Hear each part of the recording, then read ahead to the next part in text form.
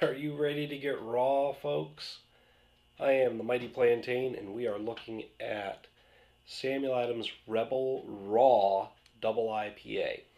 Now, I love the Sam Adams Rebel series. The last time they did a double IPA in the Rebel series, it was Rebel Rouser, I believe. Yeah, I think Ryder was their session and Rouser was the double. All of the Rebels have been really good. Rebel IPA is really nice, well-rounded, well-done IPA. It's actually one of my favorites. Very well blended. It's very bold. And then when they did their double with the Rebel Rouser, that was just another step in the right direction. The Rebel Rider, I believe I have those labeled correctly, was a nice mellower version. It's a nice session IPA. And then they went and hit us with the Rebel Grapefruit IPA, which was a different take, very citrusy, and it had the grapefruit kick to it as well. Haven't managed to get my hands on the Rebel Juiced IPA. I really want to check that out. But now we have Rebel Raw Double IPA.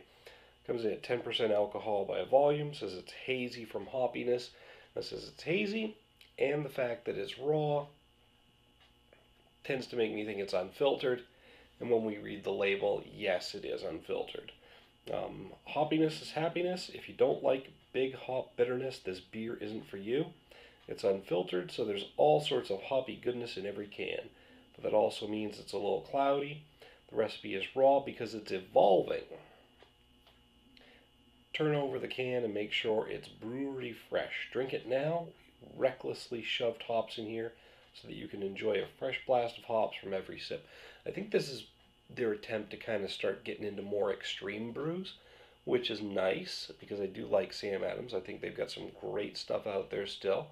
There's a big debate over whether they're still considered a craft brewery versus a microbrewery versus big beer now. And honestly, I don't think they've made that step into big beer territory. I think they're still innovating, they're still trying different things, and I want to see more extreme stuff from them, which will be awesome. Push the envelope, guys.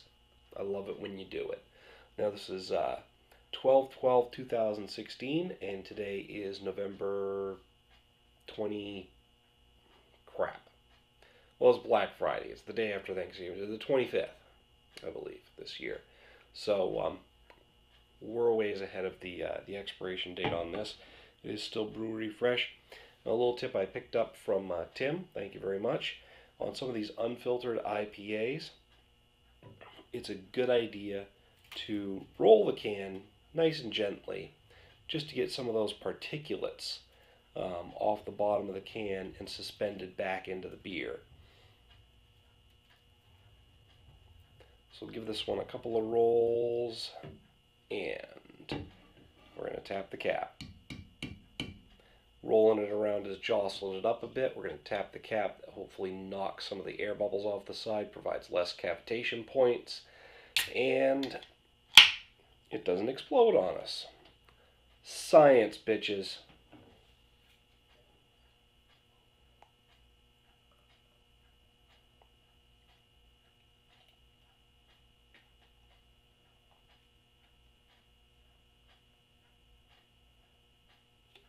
Got a pretty decent head on that.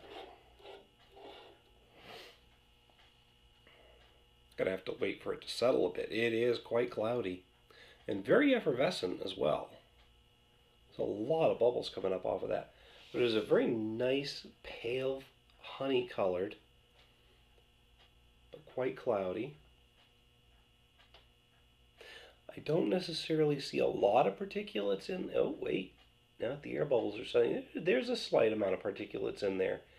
It might be that they're so small that it's just making it cloudy. There's not a lot of flecks or flocks in there.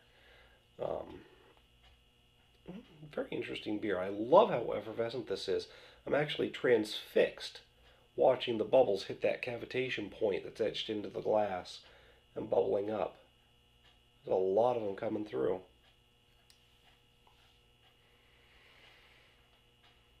Ooh. Ooh. That has got that fresh aroma to it. Almost like fresh cut grass in a way, but Very piney, citrusy, and floral. Quite earthy. They didn't mention specific hop blends, but I'm pretty sure they've got a nice variety in there. I mean, I'm picking up on everything you'd expect from American hops. And then some. And with every sniff, it's hard to tell which aroma is foremost. It's almost like I'm getting an even variety of the citrusy, piney, and earthy and floral. It's awesome. I could smell this beer all day long, but you don't want to watch that. So let's see how it tastes.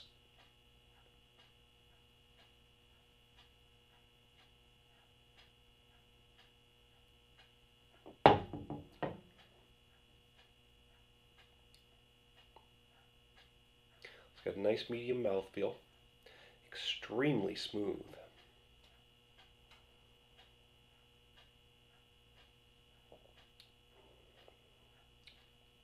Almost creamy.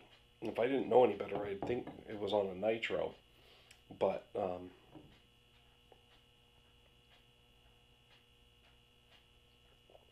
it doesn't quite have that level of smoothness and creaminess that you'd get from a nitro, but it's very similar. That medium mouthfeel, and the fact that it's going down so easy, and I think the fact that it is not just a medium mouthfeel beer, but it is a thick beer. It's kind of making me think of the texture of a nitro. But in terms of taste, I'm still getting that complex hop profile.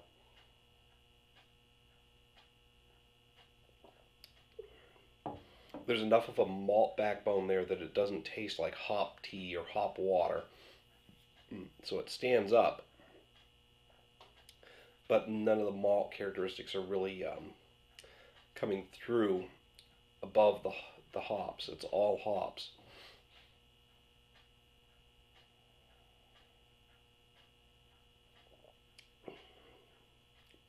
But yeah, it's just those same notes, the earthy, floral, citrus, and pine kind of dancing around on my tongue. And they mention it on the can. Each sip is fresh and a new blast of hop flavor. It's quite good.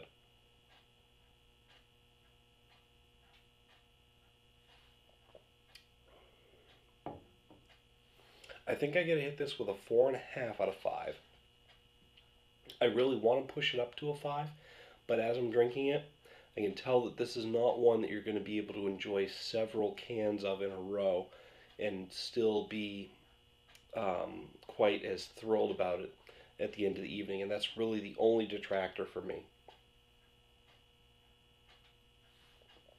I mean, this is a beer that you want to enjoy one at a time, or maybe two at a time, and you want to take your time and savor it.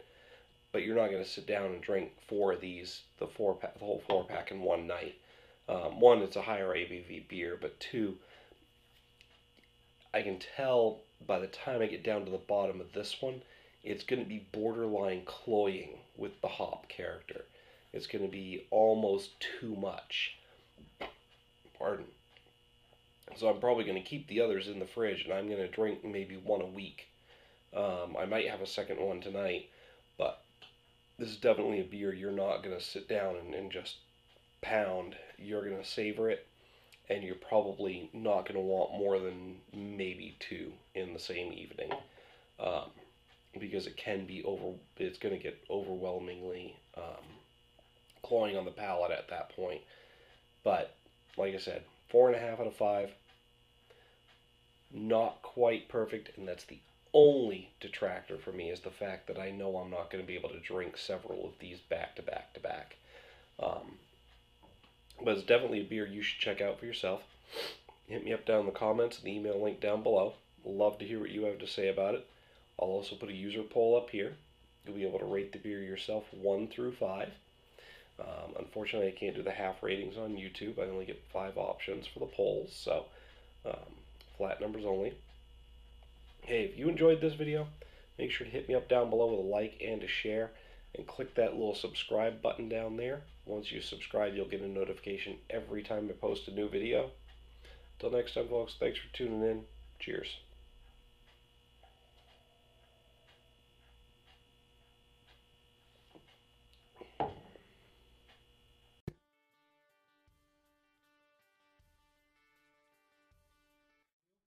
Now, a little while back, we did a bit of a comparison with the Not Your Father's Hard Root Beer review. Thanks for having me. Well, thanks for the beer, man.